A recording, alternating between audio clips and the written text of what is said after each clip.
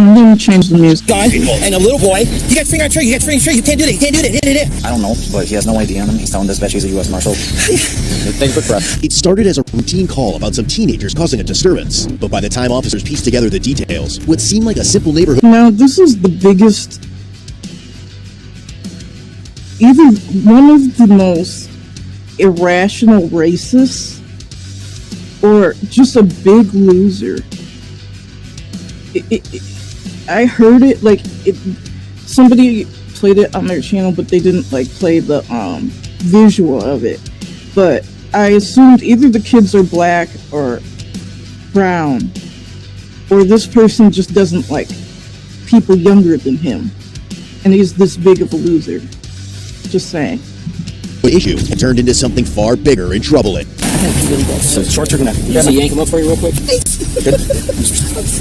You can't do that. At approximately 8:03 p.m. on Thursday, August 8th, 2024, 61-year-old Frank called the Kenosha County Emergency Line to report a disturbance involving teenagers. Kenosha 911, what's the address to your emergency? I need you at the Southport Marina police, the police officer at Southport Kenosha Marina by the pool, because I'm holding two little boys that threatened my wife earlier. Okay, and you're at the Southport Marina? Yes. There's two of them standing here, and I've got my wife saw them and called me and told me, and so they're sitting right here. They're trying to leave. Okay, what is the phone number you're calling from in case we get disconnected? You're not going to go anywhere. You just stand here and you wait till the police show up. All right, how old are they? I don't know how old they are. No, it's not fake. I'm a U.S. Marshal. Because you're not going to leave here until the police come. There's one of my fingers on the trigger. Okay. Tell me how old it goes. Do you have a, did you just say something about a trigger? My finger's on the trigger of a 9mm. Okay, and how old are these kids? I don't know, but they're 16 and maybe 12 or 13. And my wife is looking right at me. Please don't be taking out your gun either, especially if these are children. Is your gun holstered? It's holstered, but they're trying to walk past me, and I'm not going to tolerate this. My gun, where's my gun right now? Can you get off my bike, sir? Can you please get off my property? Off your property? Get off my property? I'm not on your property. My foot is not on your property. My uncle's come up here. Please get off my property. Earlier that evening, around... Of course, he says all the greatest things to say to a 911 operator, threatening people, literally criminalized himself. That's not a word. Sorry. My brain has been at rest. Incriminated himself over the phone.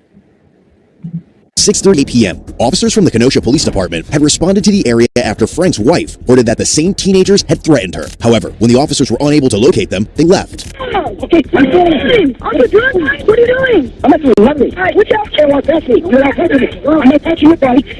Ma'am, I'm trying to be decent about it. I know you are, and I'm trying to talk to you as well. I'm going to be really pissed. Okay, what race is one of the males? What? Excuse me. Oh, I'm ready to kick this son of a bitch. Sir? Now, as officers return to the area, Frank has much more to share about the incident. What's going on, man? My wife earlier was at the pool with my grandson. He's only 10. My wife's disabled. They were swimming their minor business by himself. I was in West Valley. How is a disabled woman swimming with a 10-year-old? And why are you leaving a disabled woman to watch a 10-year-old? Just asking. I said I was on another deck. She saw two of them out there and trying to open the gate. Knew it. The lock works, it doesn't work. Yeah, really. And she walked up and says, "Can I help you guys?" She's like, "What do you want?" "Oh, we want to come swimming." "No, this pool's private to marine use only." "You racist bitch." So she calls me. I'm darting down here. And then I was in the pool talking to one of the ladies that work here. And then the boys came in. So I called my wife. I told my wife to go upstairs at the pool and stay out of sight till I got here. The boys walked in. One said he had to go get something out of the... And I called my wife. She goes, "That's them." I hung up my phone. I stood at the door. I said, "You're the one that called my wife a racist." "No, we didn't." I said, "Because my wife just told me this." So I stood there in the doorway. I'm standing there trying to block. Get off my... Notice the wife is nowhere to be seen. Get off my... Finally, it's like, what do I do? And they just slowly pushed me and forced their way through. So they're calling her names, and then they went around the pool, around the marina area there. There's a dumpster on the far back side. They tried to go through over that. Okay. They're pushing their way, and I'm like, what do I do? So I was chasing... Sir, it's not your pool. Like, this is what gets me about bigots, is they claim they're in fear of whoever they don't like. And fear of violent attack, fear of whatever.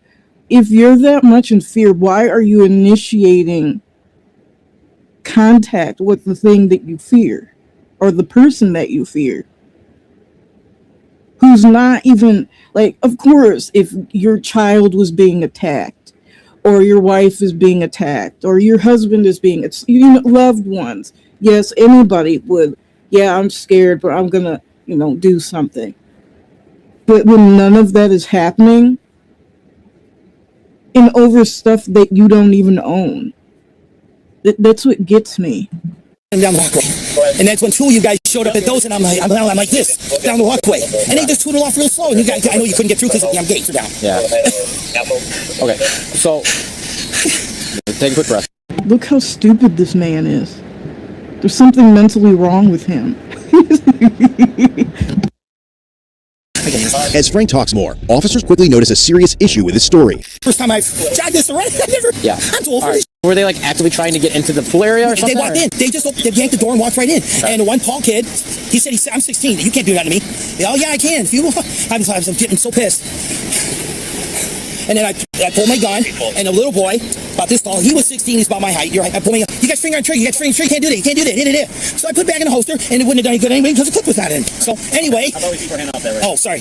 I'm sorry. And then I was fine. I put it back in, and I stood there like this trying. Why are we allowing an individual to speak to us armed? Just noticing differences. And he started pushing his bike. Get off my property, get off my property. He was telling you to get off his property? Yeah, his bike was hitting my foot and leg. And he's telling me, get off my property. I wasn't on it. He was on me, pushing the bike through me.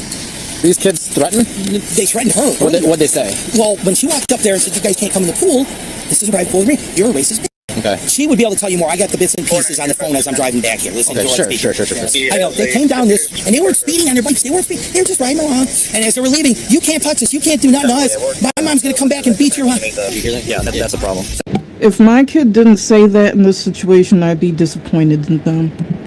For you, we're about to work through that because apparently he made the claim to dispatch and doesn't seem to have any ID with him right now while carrying this gun. Okay, can you do me a favor, hang out with my partner here for a second? What's going on? What's this on him? Oh, is he supposed to be carrying? I don't know, but he has no ID on him. He's telling dispatch he's a U.S. Marshal, which I don't think he is. He's saying he's not. Let's verify the fact why he pulled his firearm. We're just gonna take the firearm off you. No, take it. I'm temporarily disarming you.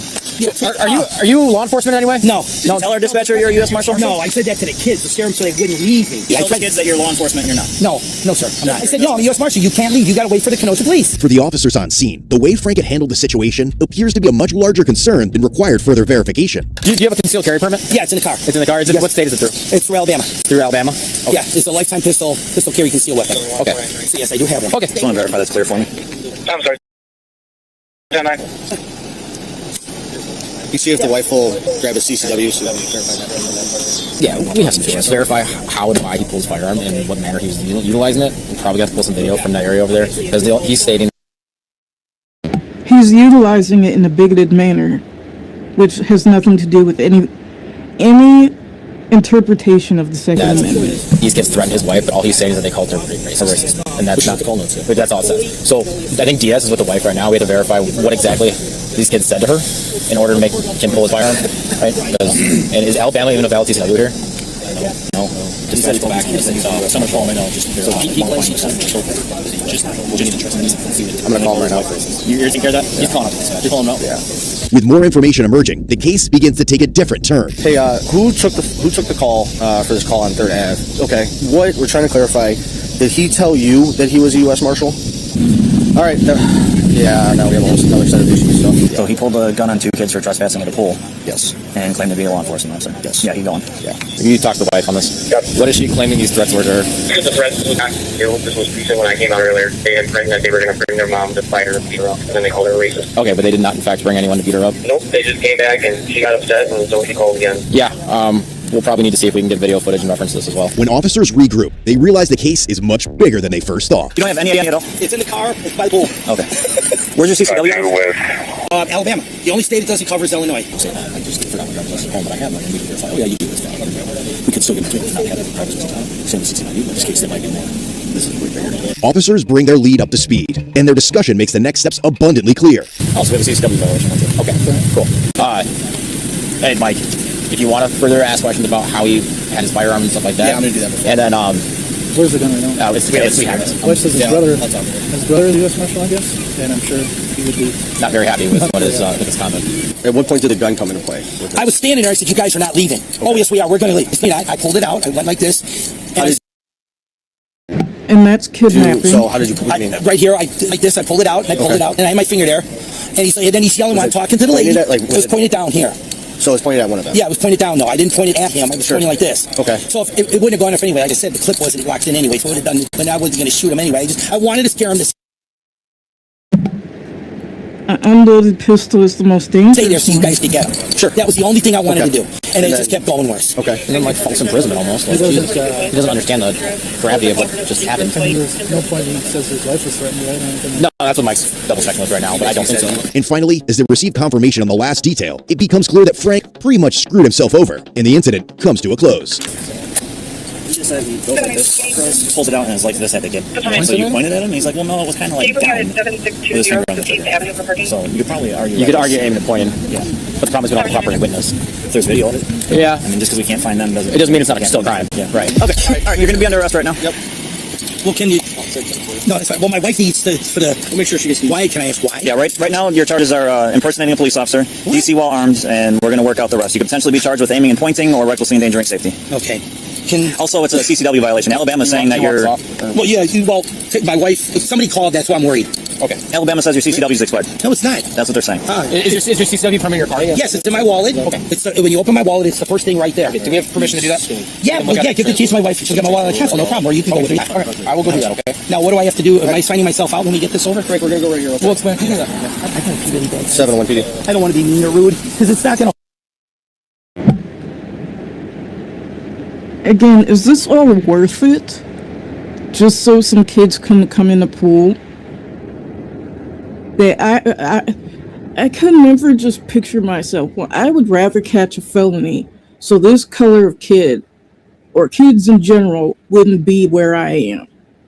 I'm willing to catch all types of felonies, potentially lose my ability to carry a firearm, embarrass my family, embarrass myself, embarrass my children or nephew, in his case, grandkid, that's who it was. Embarrass my children, because then he does have children. Embarrass and humiliate his brother, who actually is law enforcement. Look, I don't understand. This is like a mental issue. I do not understand. Much longer. You want to search on him? Go ahead. You guys got everything. You got the phone. You got the keys. There's nothing else on me. Ow, I'm getting bit. With you being in custody, do you want us to advise you of your rights and do you want to make a statement? I've said everything I said already. I understand that. Do you want somebody to Mirandize you, fully advise you of your rights, and do you wish to make a statement now that you're in custody? No, that's okay. I understand what's going on. All right. Correct. I don't want to be rude, but Frank, you answer fire, please. shorts are gonna. Can I? Can I yank him up for you real quick? Thanks. You can't do that. What is going on? All right, the phone will go with you, okay? All the keys and stuff will go to your wife, I okay? can't slide back, or my shorts are gonna fall off. I'm sorry. You okay? I'm working on it to see. God, my foot. All right, let's I can't. Let's look at that CCW wallet. Slide your butt back straight. I understand. Don't put your back I towards need the back rotators. rest. I hope my rotators are broken. Okay. I'm trying to. Yep. Yep. Sorry. You're all right. No, you're okay, dude. Person. You're okay.